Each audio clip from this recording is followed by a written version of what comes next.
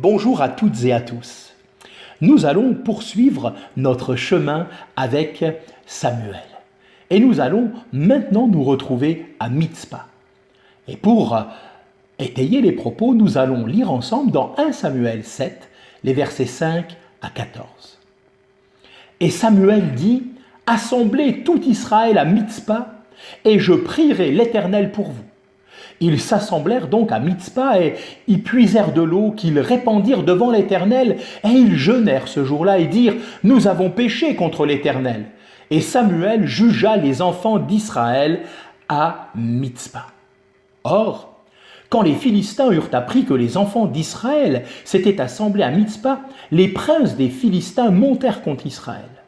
Et quand les enfants d'Israël l'eurent appris, ils eurent peur des Philistins.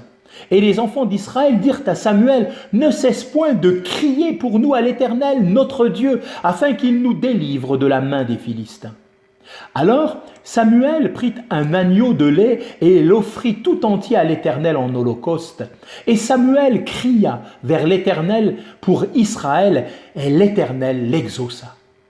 Et il arriva, comme Samuel offrait l'holocauste, que les Philistins s'approchèrent pour combattre contre Israël. Mais l'Éternel tonna avec grand bruit sur les Philistins en ce jour-là et les mit en déroute, et ils furent battus devant Israël. Et les hommes d'Israël sortirent de Mitzpah et poursuivirent les Philistins et les frappèrent jusqu'au-dessous de Beth-Car. Alors Samuel prit une pierre et la mit entre Mitzpah et le rocher et la nomma Ebenezer, pierre du secours, et dit, « L'Éternel nous a secourus jusqu'ici. » Et les Philistins furent humiliés, et ils ne vinrent plus sur le territoire d'Israël, et la main de l'Éternel fut contre les Philistins pendant tout le temps de Samuel. Et les villes que les Philistins avaient prises sur Israël retournèrent à Israël depuis Écron jusqu'à Gath avec leur territoire. Israël les délivra de la main des Philistins, et il eut paix entre Israël et les Amoréens. Amen.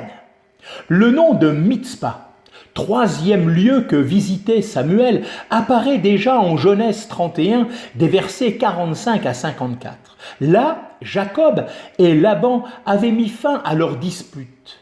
Mais ce que Mitzpah rappelait avant tout au cœur de Samuel, c'était le combat de l'Éternel lui-même contre les Philistins. Une pierre placée entre Mitzpah et le rocher portait le beau nom d'Eben-Ezer, la pierre du secours. Il arrive inévitablement que le croyant qui a rencontré le Seigneur, qui a marché avec lui plus ou moins longtemps, se heurte à des difficultés, peut-être même des difficultés graves. Alors, où trouver du secours? Ici, nous voyons qu'Israël a obtenu le secours de la part de l'Éternel. Et le psalmiste de dire lui-même dans le psaume 122 et au verset 2, « Mon secours vient d'auprès de l'Éternel. » Quelle grâce! Nous avons en lui, celui qui reste et demeure, notre secours, notre Eben-Ezer. Que le nom du Seigneur soit béni.